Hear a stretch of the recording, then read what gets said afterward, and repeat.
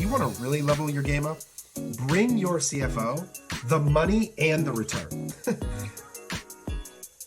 All right, today we are going to blow the mind of your CFO, and we're going to help every marketing leader inside of a big organization make a much stronger case for the performance of their marketing dollars to their CFO, to their CEO, and we're going to start speaking their language, dollars, cents, finance. Today we're going to media buy like an investor, and we're leveling up a classic metric, ROAS, return on ad spend. It's out. We're leveling up, and we're talking today about something called ROIK.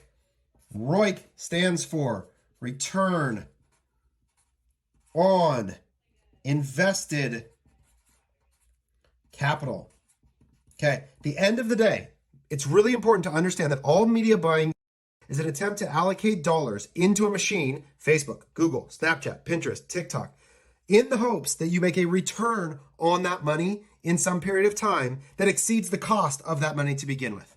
That is your job. And understanding the financial metrics that surround this calculation is the difference between you compelling your organization to spend more money by speaking their language or being stuck trying to speak in marketing metrics that finance and founders do not care about. So here we go. What is ROIK? Okay. ROIK is, I'm switching colors. We are NOPAT over total invested capital. Haha, Taylor, that's not very helpful. What the heck does that mean? NOPAT. Oh, this is my favorite income. This is my favorite metric in the world. Net operating profit after taxes. You've heard me use the phrase before, dollars in your pocket, that the ultimate measure of success in advertising is dollars in your pocket. Here's my pants, right? Here's my pocket right there. This is the dollars in your pocket metric. That's what this is. This is the measure of dollars flying out of your pocket. NOPAT, net operating profit after taxes. After you've paid all the costs of the business, after you've paid the tax man, what's left over? That's NOPAT, okay? Total invested capital is the money spent, in our case, on ads. Okay, so money spent plus the cost of that money. What does that mean? Cost of money. We're going to talk about it in a second. Okay, this is what we're after. We're after the net operating profit after taxes, and we're after the total invested capital, and we need our ROIK, and we must have, in order to keep spending, in order to make a compelling case to your CFO or to your CEO, or if you're a founder to think about your own dollars, okay, ROIK must be greater than your hurdle rate, okay? And your hurdle rate likely equals some multiple of the cost of capital. Because I want you to think about this. I want you to imagine that out there in the world, there are people that are willing to give you money for some return. There are banks, there are lenders. In our e-commerce world, there's all sorts of people that will lend you money. And they'll do it with some expectation of return on their own dollars. And if you have a vehicle, a ROIK, that exceeds the cost of that capital at some rate that you are comfortable with, which is your hurdle rate, is a multiple of your cost of capital in some fashion, then you should make that investment in that trade all day long. That's what arbitrage is. Arbitrage is the ability to take dollars at one cost and deploy them at a greater cost. And so that's, as a media buyer, what you're always looking to do. Now, in some cases, the cost of capital is zero. If you have free cash flow, you have money sitting in the bank, then you have a very low cost of capital. But I want us to assume that we don't have that you're an early business, or just to make the case to your business that independent their present capital position, that the available money in the market and the cost of that money is lower than what you could generate as a return media buy. So we're going to explore a few of these things. Okay. First, I want to talk about, in our world, a translation of NOPAT. Okay. NOPAT is going to equal LTV. And we're going to look all at this in this example in a 1-year basis. Because the reason I like to look at it in a 1-year basis, and I would present it in a 1-year basis, is we all intuitively understand the expectation of return on money in our personal investment. So I want you to imagine that we all have 401ks, that you've probably heard that index funds generally return 6 to 8% annually over the long enough period of time. And that is a return on your money. Now, setting aside inflation and what's happening there. But generally, if you could get a 6 to 8% return on your money in a year, people think of that as a good return. Now, in business, the expectations are likely way higher. But when we look at a year, we have a framework for thinking about good or bad returns on investment. So for ecom, we're going to translate NOPAT into 1-year LTV, where V in this case, okay, equals value, a true accounting value, not revenue. And we're going to define this as revenue minus COGS minus variable costs minus ad spend, okay?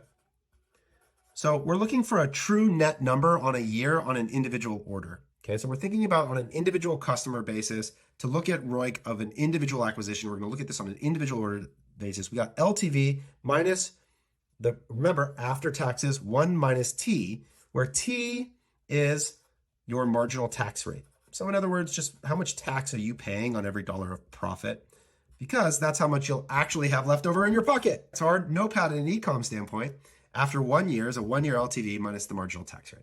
Okay, so we've cleared that up. Now I want to talk about the cost of capital, or this money spent plus the cost of capital. And we're specifically going to focus, there's two sides to cost of capital. You can think about the cost of equity. We're not going to recommend going out and raising equity financing here. We're going to talk specifically about debt financing, because I think it's the more interesting comparable and an easier conversation to have with your finance team. So if we think about the cost of debt, okay, we'll call it cost of debt, okay, is equal to the interest paid over the total value of the loan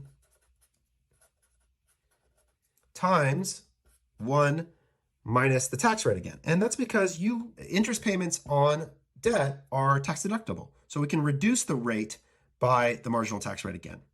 Okay, so I want us to think about, now we've got a framework for thinking about NOPAT in a ecom standpoint. So we're going to use 1-year LTV minus the marginal tax rate, or sorry, 1-year LTV times the marginal tax rate, that should not be minus, times. And then the cost of debt is the interest over total value times the marginal tax, 1 minus the marginal tax rate again. Okay, so this is giving us a setup for thinking about how we're going to calculate these metrics. Now we're going to get really practical here in an example with Bamboo Earth to help you conceptualize thinking about whether your current ad spend is good or not, and how much better you would need it to be in order to justify continuing to make an investment. So Bamboo Earth, a few metrics that I put down already for us to look at. Has an AOV of about $90, has a 1-year, I'll even label this so it's clear, 1-year LTV of about $200. So we have a really strong LTV in this business, but these are the metrics I want you to fill out as we go along so that you can calculate your ROIK and think about how it exists in your world. Okay, so 1-year LTV, cost of goods on the product about 15%. Our variable costs, shipping, payment processor fee, tax fee, I'm going to add another 10%. It might be a little higher than that, but that's pretty close in the ballpark. Our marginal tax rate at Bamboo Earth about 20%. And then this right here, I'm calling my interest rate, which this is a reference to a very specific loan that we have available to us right now from Clearco, okay? You might have heard there's a bunch of different lenders in the e-com space. So Clearco, Get Parker's another one that's a partner of ours that we do some co-marketing with, Waveflyer. These people will all loan you money on your media spend, and they do it at some rate. And in fact, right now, I have an offer of 6% fixed rate for $1 million that we calculate to be paid back in about 3 months. So 6% over 3 months, annualized. So take that 6% times 4 months, it's about 24%. So I'm just going to use 20% as the expected interest rate on some of this debt. That's about the APR or APY that you would calculate it as. Okay. So now this number for you might be different. Okay. You've got to think about what debt vehicles you have available to you. Now, if you go talk to these folks, you can find out what this number is for your business. But maybe you already have an existing line of credit with your business and it's lower. Maybe you have 8%. Maybe you have 10%. Maybe you have an awesome line of credit at 4%. I don't know. The bigger the business you are, the more leverage you have, the lower your cost of capital likely is, which is lowers the hurdle rate to justify the ad spend. Okay, I need you to figure out, take some time, talk to these people if you need to. I can put you in touch personally with any of them if you need to find out what the available interest rate is for the cost of debt that you have. Now, in order for me to, if I take my interest rate at 20%, but I multiply it and I can reduce it by my marginal tax rate, I actually get it reduced by 20% so that my actual cost of debt for Bamboo Earth, in this case, is actually 16%. So I'm lowering it by the reduced amount, okay? 20% times 1 minus 20%. So 80% of 20% is 16% is my actual Bamboo Earth cost of debt, okay? So now what I want to do is I want to look at, okay, what's my NOPAT? So let's do this, my 1 year LTV. 1 year LTV, in this case, I'm calling LTV, this should be really lifetime revenue. Because remember, we're going to define LTV in this case as true accounting value, net outcome. So my LTV is going to be 200. That's my LTR, lifetime revenue. And it's really, again, 1 year lifetime revenue. So I hate the term lifetime, but 1 year revenue. Okay, minus my cost of goods. So 15% of 20 is $35 or $30, excuse me. 10% is 20, 5% is 5, 25, 30. What am I saying? $30. Goodness gracious. COGS, $30. Okay, my variable cost, another $20. Okay, and another important metric here, so that I didn't write down, my CAC. Okay, this is really important. My CAC right now on this initial $90 for Bamboo Earth is 60 bucks. Okay, that's my CAC. Okay, so minus my ad spend or CAC on this order. Okay, that's what my value is. Okay, so my $60 CAC minus, I should have really done this in red. Okay, I'm even going to highlight these to illustrate that these are all subtractions. So minus 20 minus 30 gives me a collective outcome. I'm going to put it in black because it's nice and positive. 200 minus 30 is 170, minus 20 is 150, minus 60 is $90. Okay, so my NOPAT, okay, for Bamboo Earth, so my NOPAT equals $90, okay, times 1 minus my tax rate, 20%, because I got to pay the tax man, 1 minus 20%, or 80% of 90, which equals $72. Okay, so my NOPAT for Bamboo Earth is $72. Okay, my LTV times the tax rate, $72. Now, my total invested capital, so NOPAT, okay, equals 72. Now, what I want to know is my, we'll call it TIC, total invested capital, over TIC, total invested capital. Now, remember, my $60 is the money spent. That's my CAC. Okay, so my CAC is $60. But again, I've got to multiply that by the cost of my capital, or my 16%. So now I have to increase this. So this formula really is, in this case, it's CAC times 1 plus my cost of debt, right? Because that's the available rate at which I would actually have to pay on this money. That'd be the total invested capital. Let's just use 15% just so I don't have to do some complex math here. And if my CAC is $60, so let's do this down here. My TIC equals my $60 CAC times 1 plus 15%. Okay, so 10% is another $6. It's $69. My TIC is $69. Okay, because I had my $60 CAC plus I paid the interest on that.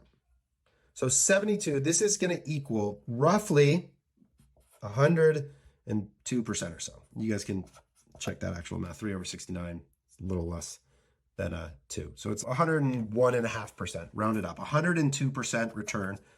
My ROIK, it equals my ROIK. Okay? Now, 102% return on your money. Go back to this idea of thinking about 8% as an individual investor. So if I go back to my hurdle rate should equal some multiple of my CAC. I have to exceed the 16%, okay? But I'm crushing it. I'm at 102%. So let me ask you, would you fund 102% return on invested capital? Absolutely you would. In fact, you'd probably fund half that. And so what you have to think about to back into a CAC target, the way you could do this in reverse, is you could start with an equation where you go like this. You do the algebra backwards, where you'd say, my target ROIK is 50%, right? So if 50% is the outcome, and I know my NOPAT is $72 right now, okay, then what does my TIC have to equal in order to do that? My TIC could be then like $140. And so it shows you how much more You could be willing to take on debt. You could get more aggressive money, or you could spend more in CAC. And so this framework, one, it illustrates to me in Bamboo Earth that I have an investment vehicle that is worth putting more dollars into. And so often we get hung up in looking at MER or looking at my P&L, and those are both worthy because they're good things to understand, because when we're looking at a 1-year return, the problem is that could be short-term negative. Now, the good news is if I go look at Bamboo Earth on an AOV basis, and you could do this same calculation, not looking at a 1-year basis, you could look at all of it on first order. And you could say, I want to make a first order return on invested capital, but that's going to hold you to such an incredibly high standard relative to the actual cost of capital. So Bamboo Earth has this amazing investment vehicle in its acquisition right now based on these numbers at a 102% return on invested capital.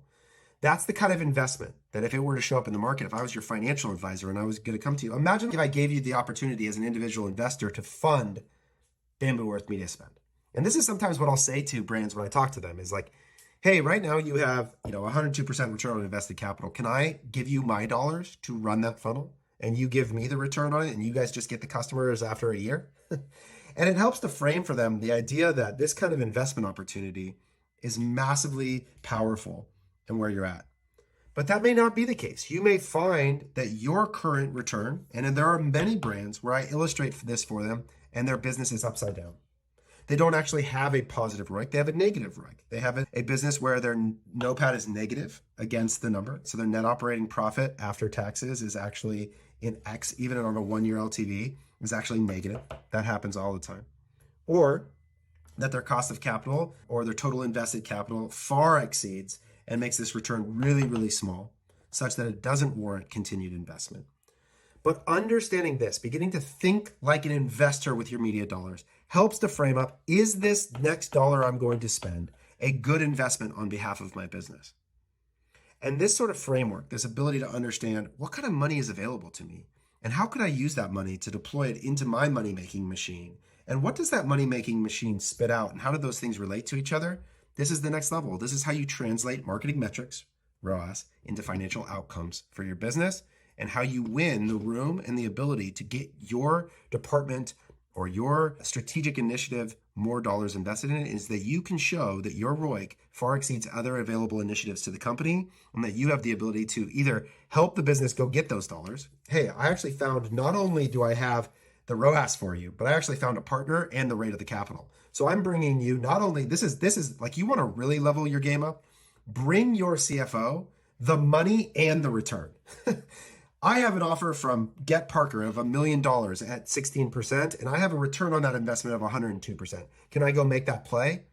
Now you'll be translating and making a difference inside of your organization and helping the business to win in very real ways. So that's media buying like an investor. I know it was deep, lots of numbers here. I'm sure I did some math incorrectly, but hopefully this gets you thinking down a different path. Begin to think like a capital allocator, like someone whose job it is to make good investments with your dollars, and to think about every ad account you run, whether it's Facebook, Google, TikTok, Snapchat, Pinterest, as an investment vehicle. It's a place for you to deploy dollars and make a return, and it's your job to be able to justify to your organization why it's a good investment. And this is the way to do it.